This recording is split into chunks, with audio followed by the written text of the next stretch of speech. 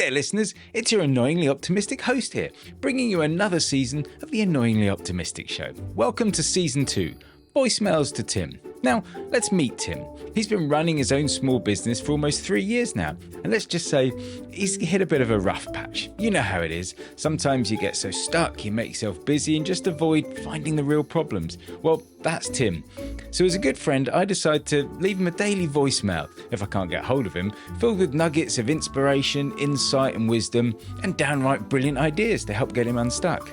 Every day, in just under 10 minutes, I'll share some tips, tricks, and a healthy dose of optimism to get Tim, and maybe even you, back on track. Because let's face it, we're all a little tired, in need of help, and muddling through. So here we go. Oh wait, never mind. Tim's being busy. Here's the voicemail I left him today. Hi Tim, it's Paul again. Sorry I missed you. Glad you found that, what I was talking about the other day, interesting. Another thing sprung to mind. And again, it was hard speaking to you and just feeling that you lost your way a little bit, which again can be difficult, and I get that. So one of the things I was thinking, a little exercise we can do, is why did you start?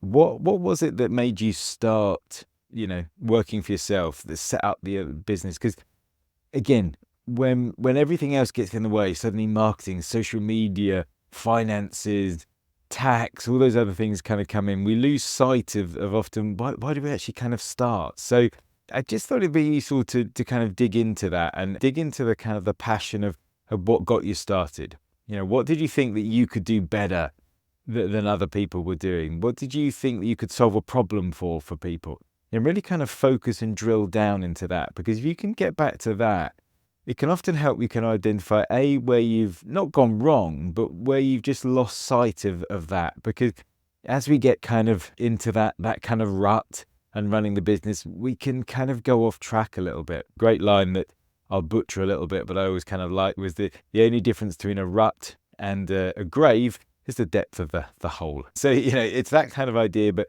we can often start plugging away, and it's at times like this, if you look back, look over your shoulder, see where you've come from and kind of go, this isn't where I wanted to go. And sometimes it can be, and I've had this a few times, where the thing that got you started and the thing that you originally kind of achieved was this driving passion to do something, to help some people, to fix something.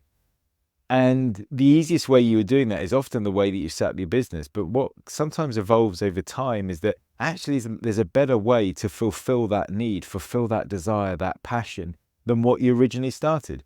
I've had a photographer who was a photographer, but realized that their passion was actually more to kind of help people and help people through motherhood and the early parts of motherhood. So branched off in a different way, and photography was just one way of doing that. So it's worth kind of just really, drilling down into that. Great book, how I love my books and recommend it.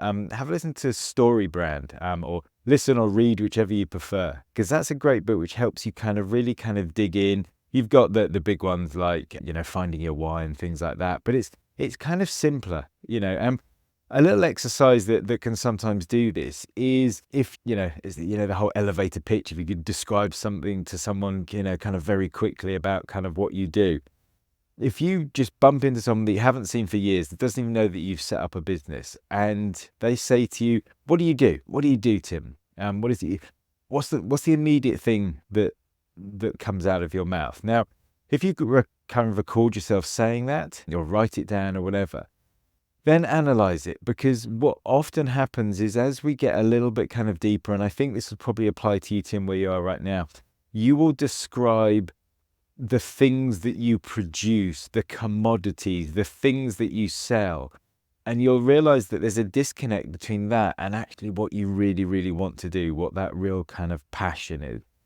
And if we can get that passion, if we can relight that fire, and not in a take that kind of way, but if we can get that kind of going again, then I think that will give you that energy and that burst to kind of go, okay, let's start making some of those other steps. Let's start moving things around and seeing how we can get those things moving again, how we can get your business moving, that passion, that energy, that drive back, because I've got this sneaky suspicion that you've lost sight of what you originally set out to do.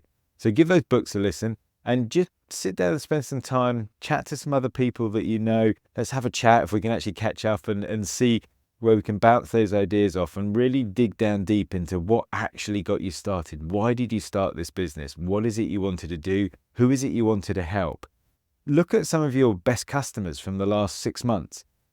The ones that really, really loved what you do, really appreciated, left a great review, got really excited, told their friends. What was it you actually did for them? What made them different to some of your other customers? Is it something that they got out of that, something that you delivered that was above and beyond?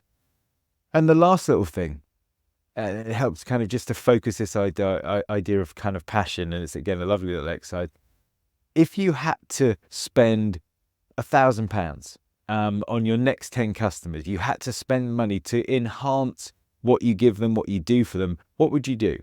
What would you do to really make it so amazing and so special? Because again, just by getting rid of the shackles of, oh, I'm not going to spend £1,000, I'm not going to do that, but focusing on what you would really, really like to do for them, that can help you just kind of unlock what it is you're really trying to offer people. So I hope that helps, Tim. Hopefully catch up with you soon. Ping me a message, and yeah, we'll speak soon. Cheers, Tim. Bye for now.